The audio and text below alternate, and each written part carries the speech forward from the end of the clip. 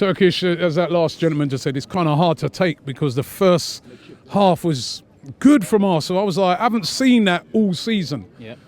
But the second half, we have to say, if we're being honest, we have to say the extra quality of Chelsea probably told. Yeah, definitely. I mean, even the second half, the first 30 of the second half, I wouldn't even be too critical of us. I mean, we soaked up a lot of their pressure without ever conceding. It was actually some decent defending up until the two mistakes. Exactly. So if we talk about the first 80 minutes, Luiz had a great game. Torreira, Guendouzi's combination worked well. Aubameyang's work rate shot straight up. Nelson, good on the ball and outlet. But then we talk about the last 10 minutes and it's a completely different story, obviously, with 2 goals conceded in 8. It's a shame, and exactly what the guy said, is hard to take. And that's what it is right now. But you look at the positives and you look at the first 80 minutes, in my opinion. Yes, there's a contrast to the first half and the next. But the first half, we controlled possession, we dominated, we caused problems. Reece Nelson was behind Emerson being taken off early.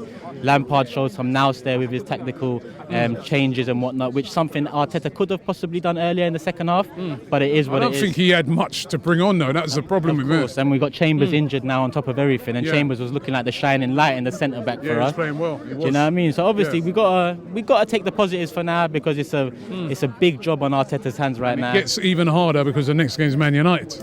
I wouldn't say it gets harder. Well, they're on a form at the moment. I mean, and remember, let's not forget, they've beaten Man City away from home. They've beaten Spurs. I mean, they're on a good run. Yeah, but knowing us, this was the game to win if we want to continue in a hope for top 4. Knowing us, we've lost this one. We'll go and beat United, and then a bit more hope will come back in the fan base, because that's just how we do it at Arsenal. But we need a win, because we've not won a game now for a long time. Yeah, I think we haven't won a game since October. Well, that's our 3rd loss at home in a row. 6 games at home in a row we haven't won. Our last home win coming against Bournemouth, 1-0.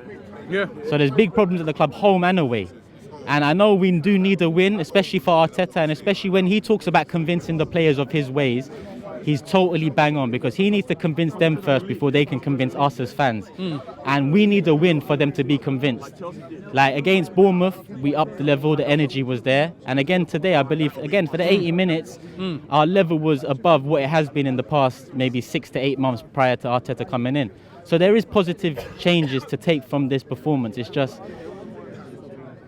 Mustafi, that's someone that his time is up at Arsenal Football Club, but it's someone that Arteta has to rely on now because he's been unlucky with injuries. So it's about this January transfer window. We've needed 2 centre-backs for how many years now? Now we need 2 centre-mids with Xhaka going. We needed one already with Xhaka in the squad. But with Xhaka going, and rightly so, because what he done, we can't forgive that. Whether it's under Emery, whether it's under Ljungberg or not, he needs to go, because what he done is show the lack of respect. His mentality is not correct for this club.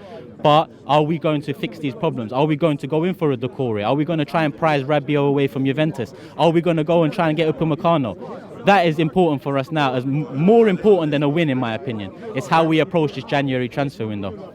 Okay, nice.